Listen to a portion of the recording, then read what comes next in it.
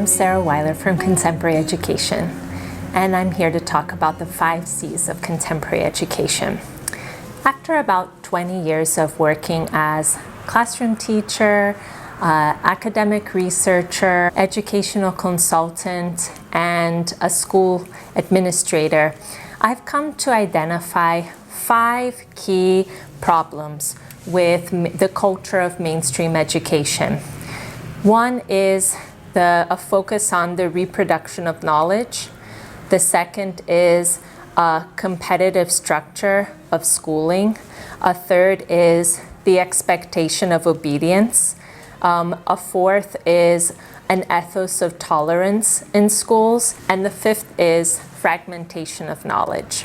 So I'm going to talk a little bit about what I propose as a solution to deal with these problems, to replace what I call the old basic principles of schooling to a set of new basic principles, which are the 5 C's of contemporary education. So starting with reproduction.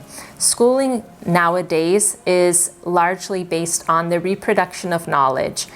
So students go into classrooms, they have certain contents in the curriculum that they learn from the teacher's lessons and from their textbooks, and then they're tested on. And the knowledge itself is the end. It is the objective for students to memorize that knowledge and be able to reproduce it. What I propose that we need to do to change from a reproductive culture of schooling to a creative production model of knowledge in schools. Now, that doesn't mean that we're creating knowledge from nothing.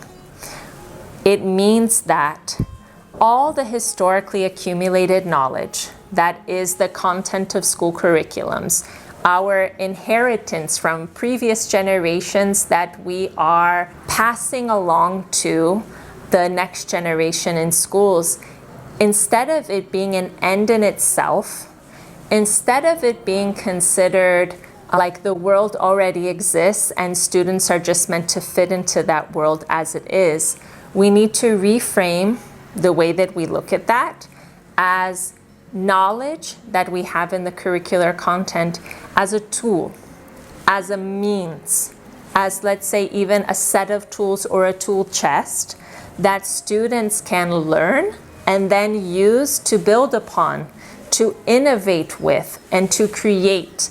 That knowledge is a dynamic process that is constantly transforming and evolving. It's not something fixed and static that needs to be reproduced. It needs to be used as a tool for further production in a continuous production process. And that changes a lot the position of students in schools from being passive recipients of knowledge to reproduce to being active participants and producers potentially of knowledge. So another one of the shifts that I propose is going from a competitive structure to a collaborative structure of schooling. So instead of having schools based on almost a zero-sum game, competitive game, where for some to win, others have to lose, where certain things are valued, whether it be certain subjects are valued over other subjects, certain abilities are valued over other abilities, more time is given to one than the other. These are value-based choices that we make at the policy level and also at the school level. And that's something that we need to question too.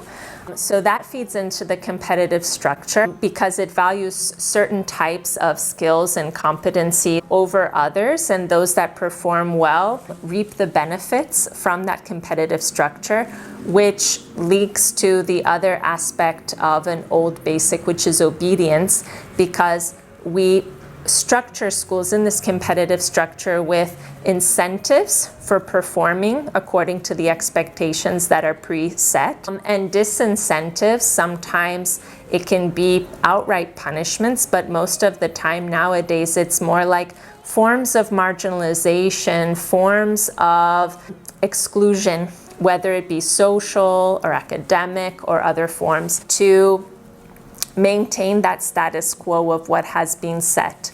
So I'm proposing a shift in school culture away from competition to collaboration, which is, if you think about human beings, it is our human nature. I mean, babies are born and they need to collaborate with others. I mean, they cannot survive on their own.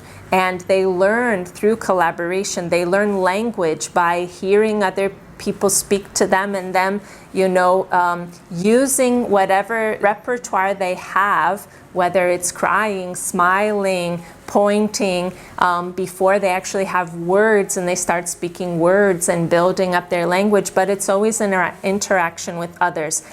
The human way of learning is always collaborative, so schools should reflect that. And there's also a lot that we can learn in relation to the diversity that each person brings to the table, and the strengths that each person brings to the table. So going back to this idea that some competencies or some abilities and skills are valued higher than others, but what people can do in a collaborative learning environment is each one can share those competencies and skills with one another, so that it promotes the growth of all people within that learning community. In relation to obedience, instead of using rewards as incentives or other structures to act according to some predetermined rule that's been set, we need to shift that towards critique, where students are thinking critically and making decisions for themselves by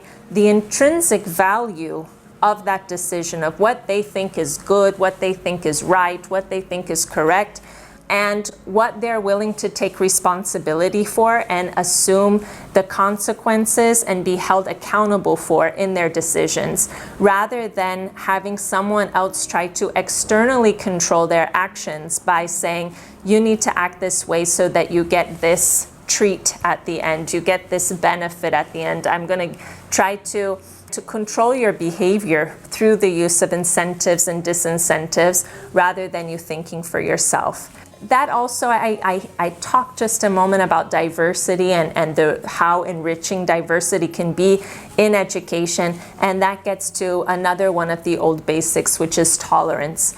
Tolerance in the sense of putting up with, which I think is linked a lot to building fences, like good fences make good neighbors kind of argument. We need to move that metaphor of fences to a bridge metaphor, building bridges to one another. And we build bridges to one another by caring. So that's another one of the 5 C's. I've talked about collaboration, creativity, critique, caring, and the final one is connection, which is the counterpoint to fragmentation. Fragmentation is how schools are modeled today. Classes are separated by discipline, curriculums are separated by content. There's no relation between the real world and the problems that we face with the curricular content. So what I propose is connection in terms of connecting projects in interdisciplinary ways that are meaningful to solve real world problems. So the 5 C's, as I mentioned some of them: collaboration, critique, caring, creativity, and connection. And those 5 C's are to replace reproduction, obedience, competition, tolerance, and fragmentation.